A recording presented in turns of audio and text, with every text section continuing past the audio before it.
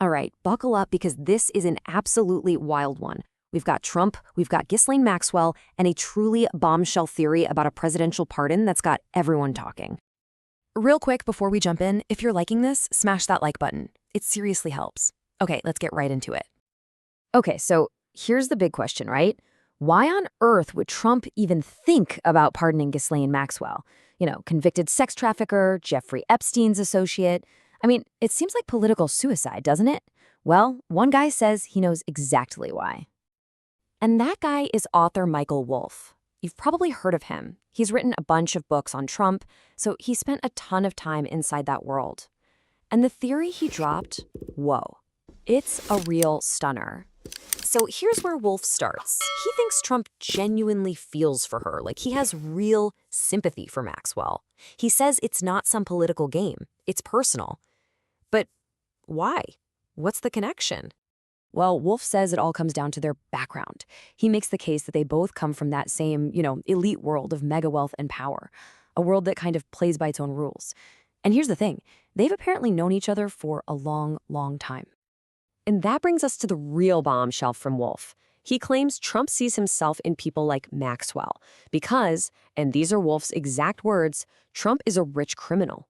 I mean, he's basically saying Trump's own felony conviction is the key here. It's like they're in the same club. So you might be thinking, okay, is this just about Maxwell? But according to Wolff, oh no, this isn't a one-time thing. He says it's part of a much, much bigger pattern. You just have to connect the dots. And get this, he even has a name for it, the Rich Criminals Club. Wolff's whole argument is that if you just look at Trump's track record with pardons, you'll see he has let's say, a type. I mean, just take a look at this list. We're talking media founders, reality TV personalities, ex-governors, congressmen. What do they all have in common? Wolff says it's pretty simple. They're wealthy, well-connected people convicted of white-collar crimes.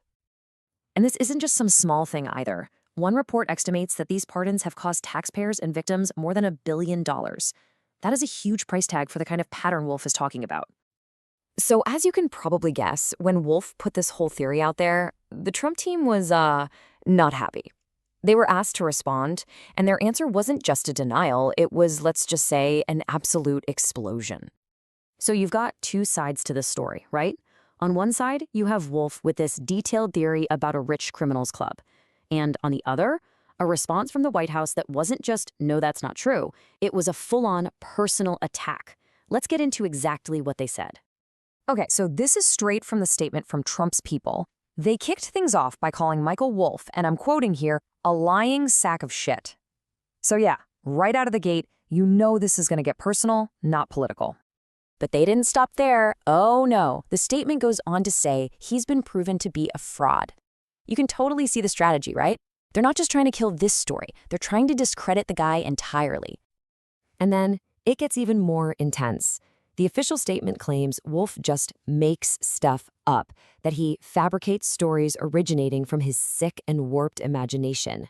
They're basically saying none of this is real. It's all just fiction. And for the grand finale, this just shows you how aggressive the response was. The statement wraps up by blaming it all on Wolff's peanut-sized brain being rotted by Trump derangement syndrome. And yes, that is a real, actual quote from an official communication. You can't make this stuff up. So that's where we are. Is Michael Wolff actually onto something here? Did he uncover a real pattern? Or is the Trump team right? Is this all just a made-up story from an author with an agenda? I really want to know what you think. Is this rich criminals club theory legit? Or is it all just coming from a sick and warped imagination? Let me know your verdict down in the comments. And that's a wrap on this one. If you want to keep digging into crazy stories like this, make sure you hit subscribe and ding that bell so you don't miss a thing. Thanks for hanging out.